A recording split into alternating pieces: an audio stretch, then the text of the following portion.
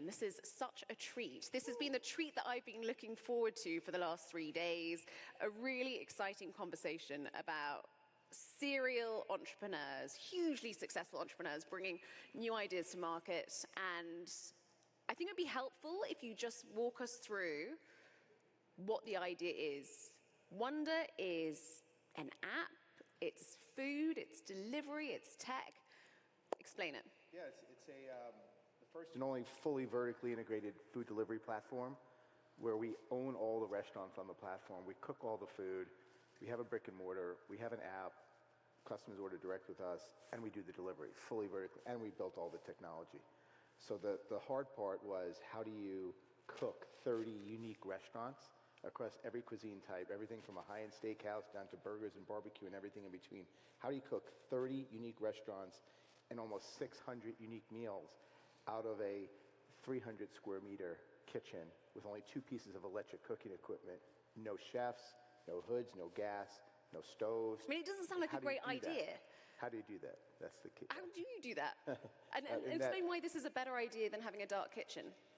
Well, first of all, it's not dark in that you can come in, you can sit down, there's pickup. So it looks like a fast casual, like a high-end fast casual. So you can walk in, so we get a lot of foot traffic and people coming in and ordering. But we set a really tight delivery radius of not more than 6 minutes in the city. So you can order as a customer from 5 different restaurants. All the food is sequenced to finish at the same time. Since we own the courier network, it's timed with the courier so that the food finishes cooking, it's immediately given to the courier and delivered to your door. So we're able to get it to customers. You know, you could order from 5 restaurants, get it delivered in under 30 minutes with 95% on-time delivery. It's super accurate, high quality, it's hot. It's a extremely elevated delivery experience relative to what typical delivery looks like. So how is this different to me ordering, you know, on the premium end with Uber Eats or Deliveroo? Yeah, it's not vertically integrated, so Uber Eats, they don't know when the food is cooked. So either the courier is sitting there waiting for the food, or the food's often sitting waiting for the courier. It's cold. You can't order from multiple restaurants, so you're going to get one restaurant. With Wonder, everybody in the family could order from a different restaurant, which makes it really good. It works really well in the suburban areas. Also, Wonder's able to bring, like our mission is to make great food more accessible. So we can go into less densely populated areas where maybe there is no barbecue, there is no fast casual Mexican, there is no Thai place. And because we can put 30 restaurants in 300 square meters, we can pick up the latent demand of all those cuisine types where the demand's there, but not enough demand to actually put a physical brick and mortar. So it works really well in less densely populated areas. Even though we started in the city and it's doing quite well, the less densely populated areas is really where the model shines. So many challenges, I think, with this business, but really exciting. Sam, walk us through the estate. You're known for hotels and restaurants, but I feel like this is something completely new. Well, listen, I think as somebody who's been in the fully integrated hospitality world for a couple decades, I was starting to get more curious around 2 components which led us to the estate. One was luxury, and really kind of luxury as a category. So for 20 years, we built brands like SLS and Mondrian and Delano and really revolutionized the lifestyle space. And the other component, which I was very curious about personally, was understanding kind of this next chapter of healthcare for myself. I saw a lot of my friends, a lot of people that were really being very curious around things like, stem cells, hormone therapy, weight loss, sleep, functional medicine, preventative medicine in the sense of scanning, AI. And so we made a conscious effort in 2019 to really understand that world and see who are the key players and really bring those worlds together. Because we think that as a luxury brand that we've launched the estate with now 11 projects around the world, hotels and residences, we thought that functionally, if we can make this luxury ecosystem understand the world of longevity, not wellness, because wellness is an overused word. I think that's really important to say, because I think a lot of people will assume that this is like wellness hotels they may have seen before. What makes it different? Well, what's different is really our partnerships that we brought to the table and announced exclusively. So one of my very key partners is Tony Robbins, who for the last 40 years has made it a core mission to make people live better, feel better, and his last 10 years has really been around functional medicine, identifying the technologies and platforms that he thinks will accelerate, people living better lives. He also brought us a partnership with a company called Fountain Life, which is based out of Orlando, which is in the U.S. the largest kind of preventative ecosystem. They have multiple clinics, and they have the ability of really understanding AI, genomics, biomarkers. And lastly, we brought in a partnership with a company called Clinique La Paris from Switzerland, which is really the almost 100-year-old brand that has been leading this revolution of understanding you and also giving you really starting the conversation. We think millennials, Gen Z, Fortune 500 companies, life insurance companies, everyone is incentivized to keep people healthier and also give people the tools that they can start measuring in a non-traditional medical environment, which is what functional medicine is. So those are kind of the components that we've put together, and it's my job to kind of bring them all together, right? Which is something at SB we've done pretty well with so many different components of food and beverage and entertainment. Now we're just bringing in a medical component around it. So it's, I think it's best-in-class partners, but really something that I think from our perspective will drive the luxury consumer and the luxury brands to have to focus on this because their customers are focusing on it. They just don't have the capability right now, and go they here can't and wait, to be able to no problem. accelerate Okay. And how will it Thank work? you. How will this work, Sam? How does it work in terms of the customer? You subscribe rather than... So it's a very good question because in communities, there's a lot of great one-off locations. We talked about earlier, there like one Welbeck in London or Mayo Clinic, Cleveland Clinic. Those things exist. The difference is they're not in very good environments or they don't have the whole ecosystem, right? So what we decided to do in the last 5 years is we're building clinics in urban markets and really meeting the customer where they are. So our clinics in our urban markets, or we call them longevity centers, have the full testing, MRI, CT, bone dead. We have everything that really requires to understand you as a human being. We call it your digital twin. And then our properties, so that's done either at an ad hoc basis, a membership model. We're agnostic. We don't feel like we have to put people into an environment. We feel that as long as we offer the right services at the 6-star level, it doesn't exist, right, these things. I mean, radiologists or, they don't have this type of environment, right? Number two is now we're building, we just announced in our launch 4 resorts in the Caribbean and in Europe. And those have residential communities, they have traditional hotel suites, they have restaurants, all the chefs that we have, but also they have a 50,000 square foot med spa longevity center. So you can come as a leisure customer or you can come to optimize after going to one of our clinics. There's a global membership model that we have, it's $35,000 a year. That gives you 1 year of everything you need. Testing, more importantly, which is very expensive. Telehealth, blood, we'll meet you wherever you are, especially in markets that we have kind of the HIPAA compliant data sharing right now, which is in Europe and EU and the US. And we think it's the best comprehensive solution out there, and it's the fastest growing category in our business, which is wellness tourism, wellness travel, wellness real estate.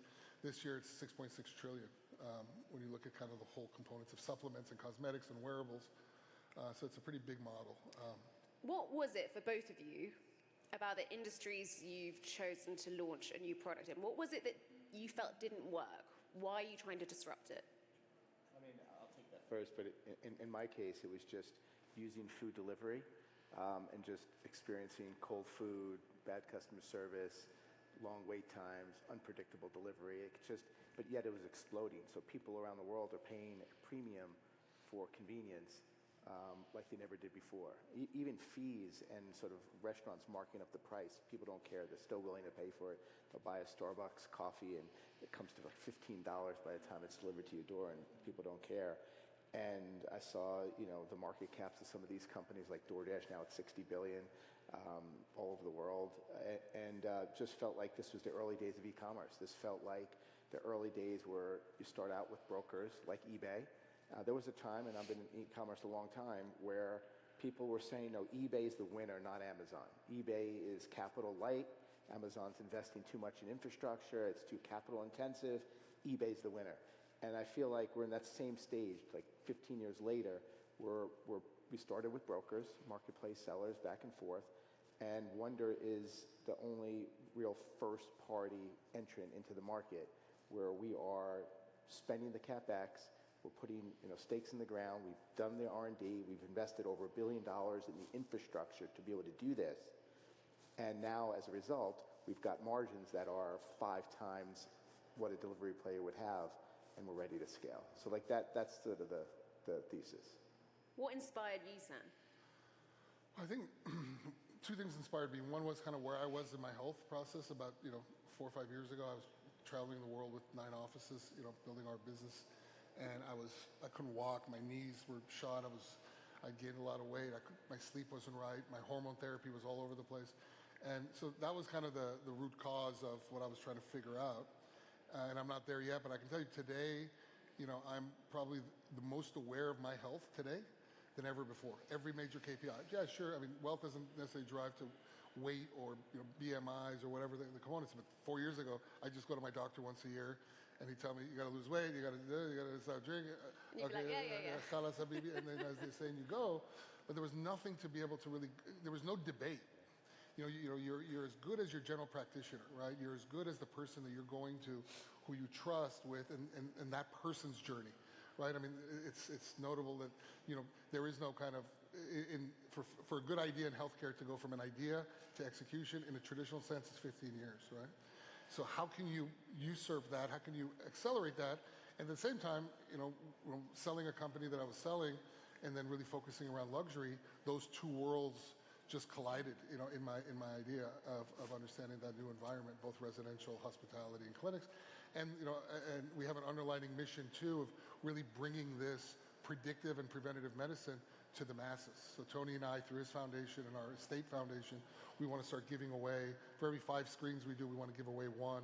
We want to encourage the OEMs, the Siemens, the GEs, the Hewlett Packards, who are making this machinery, to start bringing their costing down to go into communities, because the 24% of our GDP in the U.S. is healthcare, or sick care, as they call it, right? And how can we start changing that conversation of reversal versus living with issues? And the pharmaceutical companies, institutional medicine, those are the big challenges we're facing, because they're basically saying this is hogwash, but it's not. And so, Do you think economies will save money by investing in people's healthcare? well, it's not even investing in the health, it's investing in the preventative side of the healthcare, right? So if, like, for example, I had an aneurysm, which I didn't know I had, right, a year ago. I went through a full body scan at one of our clinics, and it would have ruptured in 2 years, right? I had no idea I had it. Without a scan, I would have never known. Would have known. I would have never tested my head. I had MRIs before, right? I had 13 surgeries before with orthopedic surgeries. But if I didn't do the full body scan that my doctor didn't recommend, it was Fountain Life, our new partner, who did. They found a 7.5 millimeter aneurysm in my head, in my brain. And, I had it removed, 7-hour brain surgery, but that alone, if I was a normal person who had just normal, kind of health insurance, or I was working for a company that was self-insuring me, that would have been dramatically expensive. Forgetting about the human component of it, I'm just talking about the dollars and cents. So when you think about that and amplified, the things I've heard in the conference today, like I think one of the speakers, the CEO of Moderna, he did call healthcare sick care. And what is Moderna? They're a vaccine company. What is vaccines? In theory, prevention. So when we think about building environments that decision makers come to, CEOs and high net worths come to, and they say, wow, this really works. It's not, kind of this whole kind of marketing thing of peptides, hormone therapies, med spas, all these things work, then that should translate downstream. And ultimately, that's our goal, is a kind of a global ecosystem of like-minded people. And obviously, we have Richard Atias, who's the founder and CEO of FII, is one of our investors. We have Mark Anthony, who's the biggest vocal person in Latin America, who's one of our main kind of founding investors. So we think that's going to be the fun part of the next 20 years. And it's actually just, on a separate note, it's such an honor to be on stage with this legend. Mark, for some of you, I'm sure you already know, but what he's doing is not easy, but his background of building jet.com, building diapers.com, he has transformed e-commerce. So it's such a pleasure to be on stage with you. Yeah, with you too, buddy. Thank you, brother. Thank you. Aww. So you love in front of our 12 friends here. Romance here. I love it. No, it's amazing. This idea has literally saved your life. But 100%. we will move on to wonder, what are going to be the biggest challenges to scaling this? And where are you operating right now? It's New York? So right now we're just in the New York metro area. So we opened our first physical brick and mortar after years of R&D in February 23. We have 30 locations open now. We'll have 100 locations open at the end of next year, and 1,000 locations open by early 29. So we're on a very aggressive growth trajectory. These units are doing, more than 5 million per location. So it's going to be hopefully a big business here real soon. But I'm fascinated by everything that Sam said because I'm as well into this health. I have an Oura ring. I do the scans every year, just like he have found things myself. Really? But, oh yeah. Oh yeah. Not as bad. I didn't need surgery, but things that had to take care of. But one of the big vision for Wonder, and this is what really gets me excited because it ties into the healthcare. Perfect. Is to get to a place great. where. Thanks so much. Someone's got a microphone, and I don't know where they are. Jesus. And they're whispering too. Sorry. No, continue. the big. I want to know what's going on back there. Yeah. we have the CEO here. Maybe Please, I hope they don't go to the loo. we're gonna get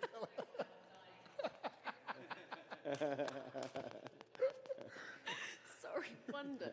Let's Yeah, get no, back to it. yeah. The big vision, like long term, where we want to get to after we build this entire infrastructure, is get to a place, and this is talking about elevating health. Get to a place where people don't actually order the food, breakfast, lunch, and dinner. You basically would just text 6 p.m. dinner, family of 4. We know your family. We know your health goals. We know your food sensitivities. We know because we've got your blood, we've got your saliva, we've gotten all your biomarkers. So we know everything about you, and we basically, based on your health goals, can just deliver the food, and then over time with AI, you'll get really smart about knowing exactly what you like to eat, when you like to eat it, and also elevate your health because you're not thinking about all the things when you're eating every meal. Even if you're going out to a restaurant, you would go to the restaurant and they would literally serve you the meal. You wouldn't actually order. Like you basically take all agency of like what you're going to eat away and just let AI feed you every meal. And then you'll be much healthier. Like I have high mercury, so it wouldn't give me tuna, right? Like it would just, I have a celiac, so I can't eat gluten. But also, what are my favorite dishes? How do you rotate the food? So this may seem crazy, but in the last 3 years, I have lunch and dinner every meal that I'm at home, which is most of the time. Every single meal. I do not know what I'm eating until I sit down. You're already relying on AI for your meals? 2 meals a day, not breakfast, but 2 meals a day for the last 3 years. So, and it's incredible. I sit down, I know what time I'm eating, I sit down, I get served, and I don't know what I'm eating. And it's within a certain amount of calories, certain amount of healthy fats. It ties into my food sensitivities. It ties into all my biomarkers. I've tracked it with my sleep, so I know what foods I'm sensitive to. If I eat too late, what happens to my sleep and the correlation between it. So that's where we're going. But in order to be able to deliver food, lunch and dinner to people at a really affordable price and be able to do that on an ongoing basis, you need to have that infrastructure and have physical brick and mortar presence with 600 meals today, but 1,000 in the future to be able to deliver, to have that kind of assortment so that you don't get sick and tired of what you're eating. So that's like the big vision. The big vision's really exciting. Yeah. I'm all in. I'm all Yeah, about but I've been doing it myself. wearable I'm the data. guinea pig. I'm doing it. So. It's amazing. But what's going to be the biggest challenge to getting this logistics off the ground and broadening your base so you can get there? Just capital. So, You've raised $700 million. raised 700 million. Do you need more? We actually raised 850. We probably will need more at some point. Right now we're good, but yeah, to get to 1,000 units, they're about $2 million a piece, so that's $2 billion in capital between now and early 29.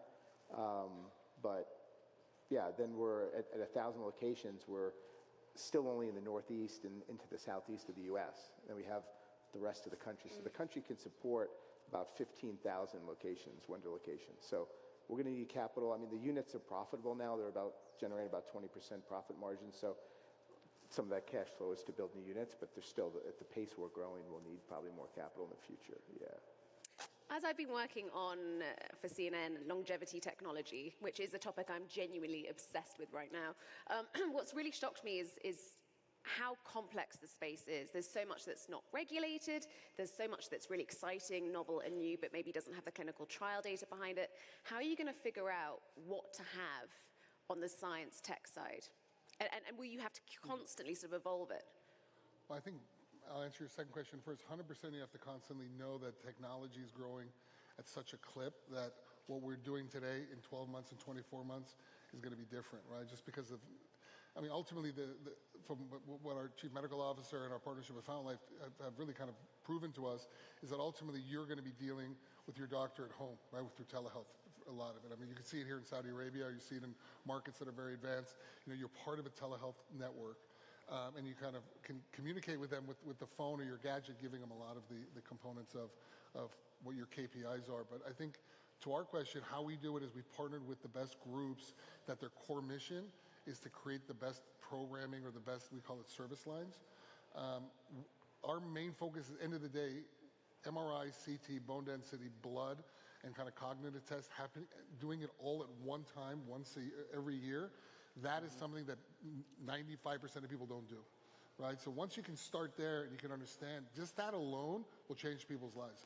14.4% of people who go through that with us find something that is actionable. How can you make it accessible beyond, multimillionaires? How can it be accessible for my generation? Well, the components are, I think there's companies like Pernuva. There's other companies around that are doing components of what we're talking about.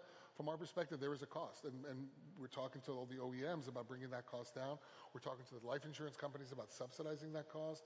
We're talking to kind of all the major Fortune 500 companies that are self-insuring their workforce to subsidize that cost.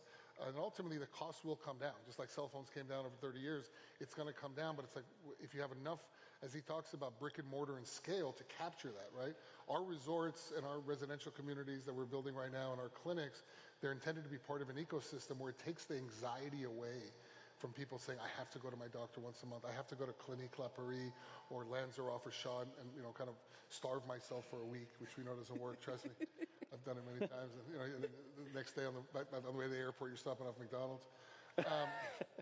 Right, so it's really, it's a whole kind of, an ecosystem. And I think, listen, having Tony Robbins as your foundational partner, his 100 million people who've gone through his program, the credibility that he has in markets like this, but globally, I'm a hotel guy, I'm a food and beverage guy, and also I'm a curious guy. So that's really what helped me kind of put these amazing people together and then let them just become, who they've been for the last 4 years, which is a brand people trust, right? And so, I mean, we're not looking to do 500 hotels. We're looking to do, right now our core business model is 10 clinics and 15 hotels. We're at 11 hotels and 2 clinics already within the estate and 2 residential projects. And that's been less than a year. And the first hotel, St. Kitts? St. Kitts, 250 acres, 100 rooms, 100 residences, and 50,000 square foot longevity center. When will it launch? That's going to open end of 26 or early 27, depending on how many hurricanes we get. But I'll see you all pre-sales start next year, so that's when you know it's going. What drives you both? I mean, as it says here, you're Moonshot CEOs. You keep coming up with crazy ideas that are hugely successful. When are you going to give up? I don't know about you. I just find it fun. It's really fun. You really love it? I really love it. So stressful. Building something from nothing. Yeah, it's a different kind of stress, though. Like the stress coming from business is more, I just see it as like something to work through and a challenge, whereas like stress in personal life with people and relationships, I find that crazy stressful. So actually the stress of work This is exciting stress. It pales in comparison to that. Even when it's really stressful, it doesn't compare to that. So it actually feels like a nice, safe stress place. Yeah. The aura says that you're at a good level of stress during the working day. What's that? The aura must tell you. Oh yeah, it's I'm happy at work. Yeah. Sam. I think it's just an evolution. I started 22 years ago not being in the hotel restaurant business. Everybody kind of counted us out from being, more. I mean, I know you from the hills. Yeah, exactly. You were the nightclub guy. I was a nightclub guy, yeah. So when you do that and convince, and He's not anymore. is that a bad thing to be? I'm proud of it. But when then you get one hotel and then you become, the largest in a category, like, not too dissimilar with, what we've done here, then it's not necessarily about the adrenaline or this competitive nature. It's how can you make an impact and how can you leave a legacy? And the reason I sold my company in 2019 is I had no more connection to lifestyle. I was 44 years old and I was more of a luxury consumer. So that's what got me thinking about the next chapter of my career, and more importantly, what legacy was I going to leave? And healthcare became, my mom always wanted me to be a doctor, so I'm like, oh, am I going to be a doctor? Me too, by the way. Is it too late? I mean, Well, I wanted to be a farmer. We're going to build the biggest network of longevity centers in the world. So I think she's happy that at least I'm working with the best doctors, and more importantly, trying to get healthy myself, which is not always an easy thing. I was going to open this up to conversation from the audience, but unfortunately we're running out of time. We've got seconds left. Any advice to each other before we go? Advice to each other? Advice to each other? Oh. Or well-wishing, I'll allow it. But well-wishing for sure. Yeah, The thing about, I wouldn't put myself on Marc's caliber, but when you're trying to do something and people are skeptical, we talked about this the other night at dinner, when you've done the things we've already done, this is easy. It may look complicated. It may look, oh, how's this going to work? But to us, it is so clear. I'm sure you can agree, right? It is so clear what you need to do. And you're going to get turbulence to get to altitude. That's normal. You're going to go through a cycle. You're going to go through whatever. But it's so simple for me what I'm talking about. Really? And I think probably it's for yeah, you. I see it the same way. Well, you think about it 24/7, every day, every night, and you have gone through every question you get asked. You've already thought about that 100 times. And you know exactly what path is, right? But like you said, it's not a straight line. Exactly. But you see a path through it. All I see with this is obstacles. It's why I'm investing so much of my own money into it. Like it just seems inevitable. Just a lot of hard work. Yeah. It is time out for us. Thank you so much. I really enjoyed the conversation. And so much luck with We're going to do a one-two. incredible We're going to ideas. take this on the bring road. Sam everywhere. We're going to take this on the road. We'll carry on this